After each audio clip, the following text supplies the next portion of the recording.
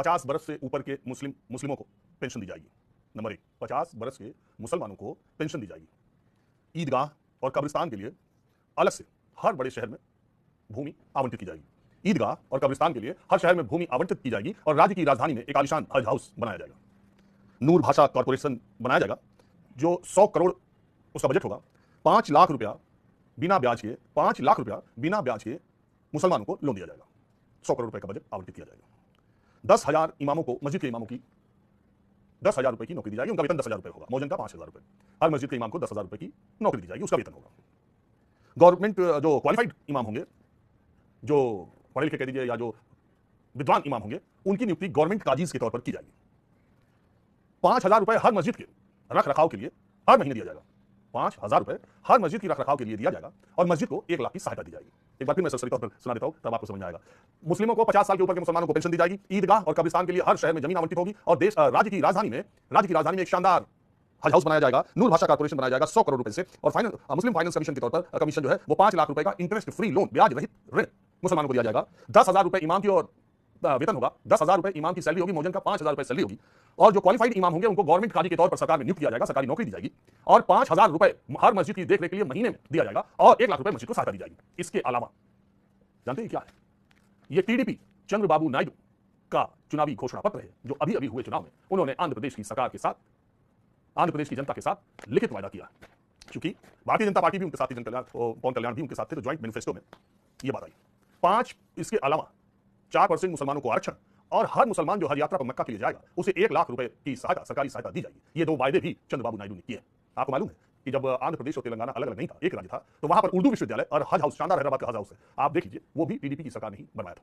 चंद्रबाबू नायडू ये कहते हैं कि देश भर के जितने भी मुसलमान हैं उसमें हैदराबाद के मुसलमान सबसे ज्यादा आगे हैं और उसका श्रेय टीडीपी को जाता है। अब चंद्रबाबू नायडू एनडीए सरकार के हिस्सा होंगे आंध्र प्रदेश में भी, और मोदी जिसके प्रधानमंत्री होंगे, मोदी सरकार में एनडीए सरकार के प्रधानमंत्री जिसमें नरेंद्र मोदी होंगे, उसमें चंद्रबाबू नायडू की बैसाखी पर यह सरकार चलेगी। और चंद्रबाबू नायडू ने आंध्र प्रदेश में 4% मुसलमान रिजर्वेशन का वायदा किया और 1 लाख रुपए हज पर जाने वालों को दिया और मैं फहरिस्त आपको बता दिया। अब सवाल उठता है कि इन चुनाव में 2024 के लोकसभा चुनाव में प्रधानमंत्री नरेंद्र मोदी, गृह मंत्री अमित शाह, खासकर इन 2 नेताओं ने पूरे देश के हर इलाकों में जाकर यह कहा कि दलितों, पिछड़ों का आरक्षण कांग्रेस या इंडी गठबंधन, जब इंडी गठबंधन की कहते थे तो ये कहते थे कि इनकी सरकार आएगी तो ये आपका मंगलसूत्र छीन करके जिनके ज्यादा बच्चे हैं यानी मुसलमानों में बांट देंगे, आपका दलितों का, पिछड़ों का आरक्षण लेकर के ये मुसलमानों में बांट देंगे, हम आए तो आरक्षण खत्म कर देंगे या हम होने नहीं देंगे, मुसलमानों को आरक्षण नहीं मिलना चाहिए। और वहीं पर चंद्रबाबू नायडू ने मैनिफेस्टो में आरक्षण वाली बात तो नहीं कही, लेकिन अपनी तमाम रैलियों और संवाददाता सम्मेलन, वो करते हैं संवाददाता सम्मेलन, वो पत्रकारों के सवालों का जवाब लेते हैं, तो उसमें उन्होंने ये बात कही कि हमारी सरकार बनी तो 4% मुसलमानों को आरक्षण देंगे। अब बताइए, चंद्रबाबू नायडू को भारतीय जनता पार्टी की कोई जरूरत नहीं है। आंध्र प्रदेश में उनको इतनी ज्यादा सीटें मिल चुकी हैं कि बीजेपी की उनकी कोई जरूरत नहीं है। चुनाव पूर्व गठबंधन हुआ है तो इसलिए सरकार में शामिल हो जाए बीजेपी तो हो जाए, और वो यहाँ मोदी सरकार में शामिल हो जाए, प्रधानमंत्री मोदी की एनडीए सरकार में शामिल हो जाए तो हो जाए, अन्यथा उनको आंध्र प्रदेश में बीजेपी की कहीं कोई जरूरत नहीं पड़ी।